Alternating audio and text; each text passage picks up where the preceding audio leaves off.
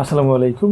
আমরা আজকে ভার্ব নিয়ে কিছু কথাবার্তা বলবো, কারণ কি আমরা জানি যে আমাদের ইংরেজিতে কখনো ভার্ব ছাড়া কখনো কি হতে পারবে না, সেন্টেন্স হতে পারবে না, যেটা কিনা বাংলাতে সম্ভব। যেমন আমি একজন ছাত্র, এক্ষেত্রে কিন্তু কোনো ধরনের ভার্ব নেই, ক্রিয়া নেই, কিন্তু ইংরেজিতে এটা সম্ভব নয়। ইংরেজিতে অবশ্যই আপনাকে ভার্ব লাগবে। আর একটা জিনিস হচ্ছে যে যদি আপনাকে ইংরেজিতে ভালো করতে হয়, অবশ্যই ভার্ব সম্পর্কে খুব বেশি জ্ঞান রাখতে হবে। Without verb you can't be gainer. Okay, so আমরা চলে যাচ্ছি। আমরা নর্মালি ভার্ব জানি যে ভার্ব কত প্রকারের, আমরা এগুলো সব জানি। Finite verb, non finite verb, transitive, intransitive, auxiliary, principal, এগুলো নিয়ে আমরা অনেক কিছুই জানি।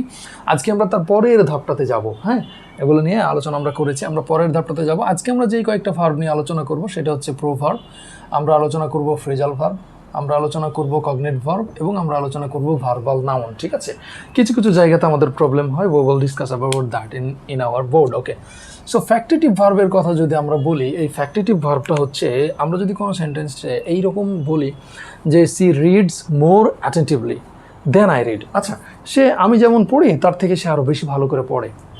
ব্যাপারটা কেমন হয়ে যাচ্ছে না? এখন ইংরেজিতে যদি এইটা বলতে চাই, তাহলে আমাদের একটু চেঞ্জ করে বলতে হবে। আমরা এখানে কি করব? প্রোনাউন ইউজ করব। হ্যাঁ, এবং এই প্রোনাউনটা এমন করে করব যেটা ভার্বাল, অর্থাৎ আমার এই ফ্যাক্টিটিভ ভার্বের মধ্যে চলে আসবে।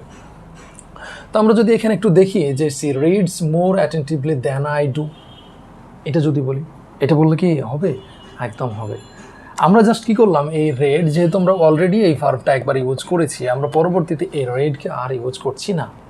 আমরা এই রেডের পরিবর্তে বলবো আই ডু, অর্থাৎ ডু ডিড ডান ডাজ, এগুলো দিয়ে আমরা এটাকে চেঞ্জ করতে পারবো। যদি এখানে থাকতো যে she reads more attentively than he read, তাহলে আমরা বলতাম হি ডাজ। আমরা কি বলতাম? He does. Got it?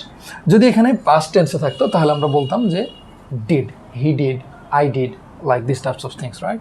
So for the next one we are discussing about verbal noun. ঠিক আছে, ভার্বাল নাউনের ক্ষেত্রে আমরা একটা জিনিস লক্ষ্য করছি, এই ভার্বাল নাউনটা মূলত এইরকম একটা সিচুয়েশনের মধ্যে থাকবে, এবং এখানে প্রবলেমটা হবে, আমাদের কাছে মনে হবে যে এইখানে যেই ভার্বটা আছে, অর্থাৎ ভার্বাল নাউন অ্যাকচুয়ালি জিরান্ড। ঠিক আছে, আমরা জানি তো যে ভার্বের সাথে আইএনজি হলে সেটা জিরান্ড হয়ে যায়, আবার এই জিরান্ডই কিন্তু পার্টিসিপলও হতে পারে অবস্থান ভেদে।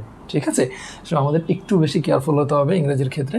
সো আমরা এখানে দেখছি যে the reading of the book is urgent for you. ঠিক আছে, তাহলে বলছে এই বইটা পড়া তোমার জন্য জরুরি। এখন যদি বাই চান্স এই নিচে দাগ দিয়ে যায়, বা শুধুমাত্র এই রিডের নিচে দাগ দিয়ে দেয়, রিডিংয়ের নিচে দাগ দিয়ে দেয়, তারপরে যদি বলে এটা কী ধরনের নাউন, বা কী ধরনের, এটা কি আসলে অ্যাকচুয়ালি, এটা কি ভার্বাল নাউন, এটা কি জিরান্ড, এটা কি পার্টিসিপল, এটা কি নাউন? নান। আচ্ছা, এখন কথা হচ্ছে যেহেতু ভার্বের সাথে আইএনজি আছে এবং যেহেতু সেটা সাবজেক্টের জায়গায় বসেছে, so it's obviously will with the জিরান্ড হইতে পারবে। কারণ কি আমরা জানি যে জিরান্ড নাউনের কাজ করে, আর নাউন কোথায় বসে? সাবজেক্টের ঘরে বসে। সো এই সেন্সে আমরা যদি দেখতে যাই তাহলে কিন্তু অনেকেই ঘাটাচ করে মারবে কি জিরান্ড, বাট অ্যাকচুয়ালি এটা জিরান্ড না। কেন জিরান্ড না তারও উত্তর আছে। এই জিরান্ড না তার কারণ হচ্ছে প্রথমে দেখেন আছে ডিটারমিনার, এবং পরবর্তীতে আছে কে? প্রিপোজিশন। যদি কখনো ডিটারমিনার এবং প্রিপোজিশনের মাঝখানে আইএনজি যুক্ত কোনো নাউন আপনি দেখতে পান, হ্যাঁ, স্বভাবতই সেটা হয়ে যাবে আমার ভার্বাল নাউন।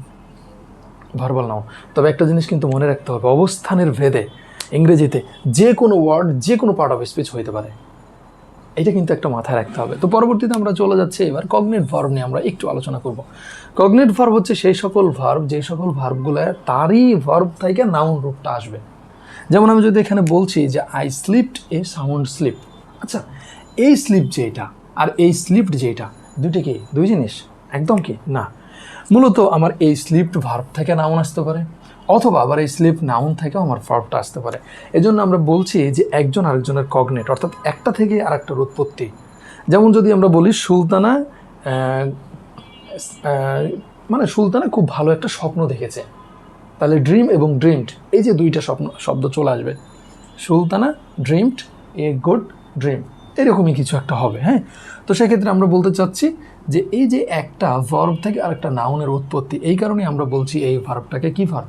Cognate verb. কি ভার্ব বলবো? Cognate verb, right. এবার আমরা একটু ফ্যাক্টিটিভ যে ভার্বটা আছে সেই ভার্বটা নিয়ে আলোচনা করবো। এখন ফ্যাক্টিটিভ ভার্বটার সবচাইতে যে বিশেষত্ব যেটা, সেটা হচ্ছে যে ফ্যাক্টিটিভ ভার্বের ক্ষেত্রে আপনি দেখবেন আমার সাবজেক্ট আছে, আমার ভার্ব আছে, আমার অবজেক্টও আছে, কিন্তু বাক্যটা পরিপূর্ণ হচ্ছে না, অর্থ দিচ্ছে না। এখন এই পরিপূর্ণ অর্থ দিচ্ছে না, তার কারণটা হচ্ছে যে ওই ভার্বটা ফ্যাক্টেটিভ ভার্ব। তার কারণ হচ্ছে ওই ফ্যাক্টেটিভ ভার্ব আরও কিছু তার দরকার। যেমন আমি বলছি যে দে ইলেক্টেড মি, তারা আমাকে কি করেছে? নির্বাচিত করেছে। কিসে নির্বাচিত করেছে? ক্যাপ্টেন নির্বাচিত করেছে, প্রিন্সিপাল নির্বাচিত করেছে, নেতা নির্বাচিত করেছে, নাকি চেয়ারম্যান নির্বাচিত করেছে? এটা যতক্ষণ পর্যন্ত আমি না বলবো ততক্ষণ পর্যন্ত আমার এই পুরো সেন্টেন্সটা কিন্তু খুব একটা অর্থবহ নয়। In that case factitive verb we should put two object, I can say that, or you have to put one object and after that we have to add something, it's extension, you can say that. So এখানে আমরা বলবো they elected me chairman, তারা আমাকে কি করেছে? Chairman নির্বাচিত করেছে। তো যাই হোক, সব কিছু মিলিয়ে আমরা 4টা ভার্ব নিয়ে এখানে আলোচনা করলাম। আশা করছি এটা আপনাদের পছন্দ হয়েছে। এবং সেই সাথে আরও একটা জিনিস আমরা বলতে চাচ্ছি যে আমাদের এই ভিডিও যদি আপনাদের ভালো লেগে থাকে লাইক, কমেন্ট, শেয়ার এবং সাবস্ক্রাইব করে পাশে থাকবেন। Thank you.